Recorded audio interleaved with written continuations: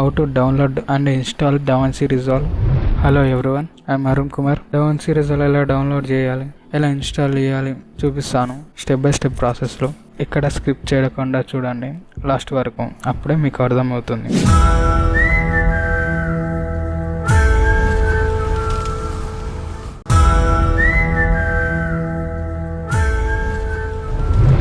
ఏదైనా ఒక browser open చేసి బ్లాక్మ్యాజిక్ డిజైన్ DaVinci Resolve అని సెర్చ్ చేయండి. కింద కనిపిస్తున్న వెబ్సైట్ని ఓపెన్ చేయండి. ఓపెన్ చేసిన తర్వాత ఇంటర్ఫేస్ ఈ విధంగా ఉంటుంది. కిందకి స్క్రోల్ చేస్తే మీకు DaVinci Resolve ఫ్రీ డౌన్లోడ్ అని కనిపిస్తుంది. DaVinci Resolve free version, studio version రెండు ఉంటాయి.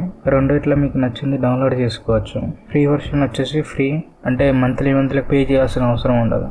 అండ్ స్టూడియో వర్షన్ వచ్చేసి వన్ టైం పేమెంట్, ఒకసారి పే చేస్తే life time free, every month pay చేయాల్సిన అవసరం ఉండదు. సో నాకు ఫ్రీ వర్షన్ కావాలి కాబట్టి నేను ఫ్రీ వర్షన్ డౌన్లోడ్ చేసుకుంటున్నాను. మ్యాక్ఓఎస్ వాళ్ళైతే మ్యాక్ఓఎస్ డౌన్లోడ్ చేసుకోండి, లైనెక్స్ ఉన్న వాళ్ళు లైనెక్స్ అయితే డౌన్లోడ్ చేసుకోండి, పీసీ ఉన్న వాళ్ళు విండో x86 అయితే డౌన్లోడ్ చేసుకున్నాం, ల్యాప్టాప్ అయితే విండోస్ ARM అయితే డౌన్లోడ్ చేసుకున్నాయి. సో నాది పీసీ కాబట్టి నేను x86 అయితే డౌన్లోడ్ చేస్తున్నాను. DaVinci Resolve డౌన్లోడ్ అవుతుంది. డౌన్లోడ్ చేసిన తర్వాత ఫైల్ ఓపెన్ చేయండి. ఓపెన్ చేసిన తర్వాత ఈ విధంగా ఎక్స్ట్రాక్ట్ చేయండి. ఫైల్ ఎక్స్ట్రాక్ట్ అయినాక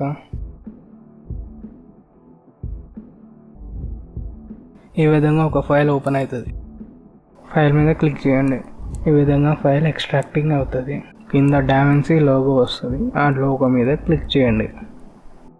ఇన్స్టాల్ మీద క్లిక్ చేసిన తర్వాత ఈ విధంగా ఒక సెటప్ వస్తుంది. దాని మీద నెక్స్ట్ అని నొక్కండి. తర్వాత లైసెన్స్ అగ్రిమెంట్ మీద నెక్స్ట్ నొక్కండి.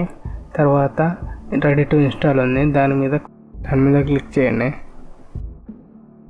ఈ విధంగా ప్రాసెస్ మొత్తం కంప్లీట్ అయ్యాక షో రీడ్మీ మీద క్లిక్ చేయండి. దాని కింద ఫినిష్ మీద క్లిక్ చేయండి. కింద DaVinci లోగో మీద క్లిక్ చేయండి. DaVinci ఇన్స్టాల్ అయితే అయిపోయింది. DaVinci ఇంటర్ఫేస్ ఏ విధంగా ఉంటుందో మీకైతే ఓపెన్ చేసి చూపిస్తా. డౌన్లోడ్ చేసిన తర్వాత ఇంటర్ఫేస్ ఏ విధంగా ఉందో చూపిస్తాను.